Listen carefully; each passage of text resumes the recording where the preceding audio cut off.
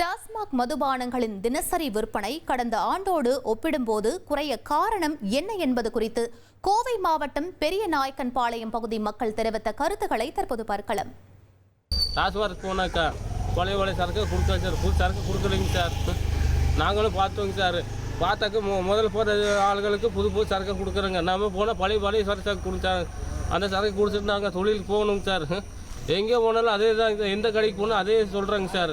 இந்த டாஸ்மார்க்கே விட்டுறணுங்க சார், இந்த டாஸ்மார்க் வேணாங்க சார். சரிங்களா? ஆனால் இப்போலாம் இப்போ சரக்கு வாங்கணுமா எந்த சரக்குமே சரியில்லை.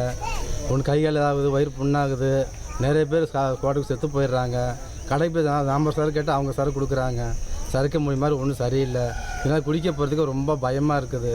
குடிக்கலாம் வேணும் கண்ட போட்டு நிறைய பேர் செத்து போய் கிடக்குறாங்க. முடி மாதிரி சரக்குல இருக்கிறது நடக்கிறதுக்கு நல்லாயிருக்கும். தினசரி டாஸ்மார்க்கில் என்னுடைய வசதிக்கும் என்னுடைய பாட்டுக்காக ஒரு கோட்டர் வாங்கி குடிக்கிறேன். அந்த கோட்ரு நம்ம கேட்குற பிராண்டு கிடைக்கிறதில்ல. அவன் கொடுக்குறத வாங்கி குடிச்சிட்டு போயிட்டுருக்கிறான். வெளியில் போனால் 1000 கிடைக்கிது. அதை இது விரும்பலை. டாஸ்மார்க்கு பாடுபட்டு அந்த பிராண்டு எந்த பிராண்டு கேட்டாலும் கிடைக்கிறதில்ல. என்னுடைய பாட்டுக்கும் என்னுடைய வசதிக்கும் ஏதோ ஒரு கோட்டை வாங்கி குடிச்சிட்டு போக வேண்டிய சூழ்நிலை காலத்தில் நாங்கள் தள்ளிவிடப்பட்டோம். ஏதோ ஆகாமல் சரக்கு கொடுத்துட்றாங்க, அது ஒன்றும் சரியில்லை. ப்ரைவேட் கடைக்கு போனால் கேர் சரக்கு கட்டாடுறாங்க. அது எல்லாம் குடிச்சோம்னா நம்மளுக்கு கை காலே வர்றதில்லை. ரொம்ப கஷ்டப்படுறாங்க. டாஸ்மாக் கடைகளில் மது விற்பனை ஏன் குறைந்தது என்று பெரியநாயக்கன்பாளையம் பகுதி மக்கள் தெரிவித்த கருத்துக்களை நாம் பார்த்தோம்.